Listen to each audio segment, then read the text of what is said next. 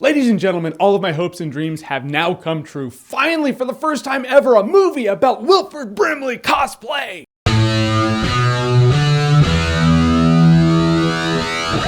Tusk. So Tusk is written and directed by Kevin Smith. I guess he came up with the idea for this movie because he saw some Craigslist ad for this guy looking for a roommate, and it was the creepiest shit you've ever heard. He talked about it on his podcast, and now he was like, I'm gonna make a movie about that. This movie stars Justin Long. He's a podcaster. He's pretty much a piece of shit human being. There are two kinds of people who do what I do, who do YouTube videos or vlogs and podcasts. Tolerable individuals who do it because it's fun to talk about these subjects, and piece of shit human being. He is that second one. Haley Joel Osment's his co-host. I haven't seen that dude in a while. He goes to Canada and he runs across his ad for this old dude who wants to talk about stories because he's had an adventurous life. So he goes there and he's talking with this guy, and he's this total Vincent Price-esque guy, and you know this guy's bad news. You know he is a spider in a web, and Justin Long should just leave. And if he doesn't, things are gonna go bad for him, and he doesn't leave. And at this point in the movie, I was loving this movie. This was great setup, and I was like, oh, this is gonna be one of those movies where Justin Long is, power is taken away from him, and this old guy is gonna keep him there against his will, and it's gonna just freak me out. It's a solid thriller he's got going on with that Kevin Smith dialogue, which actually works for a movie like this. Everything was within context, everything was cool, and I was loving where this was going. And then it goes the extra mile, and then it straight up goes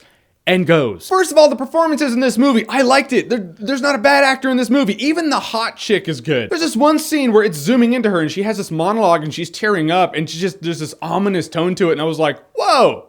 I mean, she's like a good actor. Justin Long was really good. Haley Joel Osment was really good. Actually, there's an inspector I didn't care for. I'll get to him later. But that dude, the guy who plays that sheriff and From Dusk Till Dawn who gets plugged in the back of the head at that gas station. Yeah, he's in this movie. He was awesome. This is the creepiest dude ever. This guy is just unsettling. He puts a vibe out there. This guy rambles on like old dudes do, but it's almost Tarantino-esque. You're liking it. You're like, all right, I'm engaged. Oh shit, I shouldn't be because Justin Long's engaged. Oh damn, I'm him right now. But ultimately, this movie goes from really solid, creepy setup to the point where you're like, oh, I'm still creeped out, and holy shit, I don't want to be here, but I like watching it because it's hitting me at my heart. Then it goes the extra mile to where you're like, it's unbelievable grade B horror movie nonsense. Granted, it's disturbing imagery that you see, and it is unsettling. But then you realize Smith is just going for shock value, and the girl in this movie actually has a pretty good line. She's telling Justin Long. She says something like, shocking isn't funny. Which she should have told Kevin Smith. I mean, granted, the phrase should have been shocking isn't entertaining, and shocking is funny to some, and shocking is entertaining to others, but I just found it ironic that in the movie, you have the girl telling Justin Long, who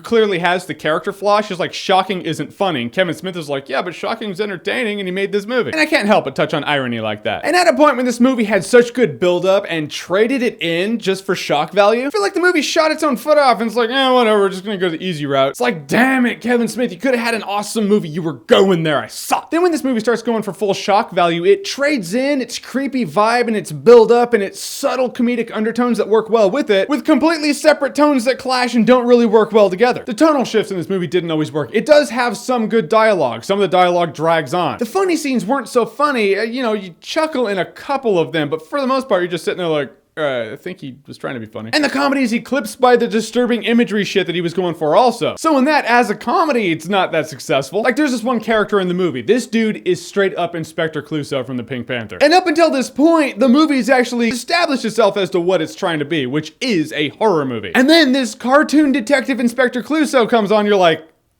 all right, are we going for a straight up comedy now? Because it's not that funny, and the guy rambles on and on and on, and when he's telling a story, he's not like creepy Vincent Price guy. This dude's he's an actor that Kevin Smith was afraid to yell cut on. He would monologue, and you're like, all right, I'm checking out, I'm checking my watch. If I could pull out my phone and check my tweets in the movie theater without being a dick, I would do that right now. So not only were his monologues not that interesting, he himself didn't fit in the movie. In the end, you can argue that Tusk did what it was going for, which is, it's trying to disturb you. Did it go for that? Yeah. Did it succeed in that? Yeah. Does it make it a good movie? Not really. Example, those Twilight movies were made to be movies that snared tweens into movie theaters. Did they succeed? Yeah. Are they good? No. Phantom Menace was made to be a kids movie that appealed to kids. Did it succeed? Yes. Is it good? I don't think so. Just because a movie did what it set out to do doesn't make it a good movie. I mean, I could watch someone get sodomized with a chainsaw. That will stick with me. Does it make it good? No. So the fact that Tusk does stick with you after the movie theater and you're thinking about it, you're like, oh, that did actually creep me out in parts. Even, dare I say, disturb me. Doesn't change the fact that it had like 3 different vibes it was going for, and none of it really mixed. The performances were solid for sure. It was a great suspense horror movie for the first third of it. After that, it dropped off into unbelievable shock value nonsense, and I just don't dig that. This movie is like Misery meets Human Centipede with no ass to mouth.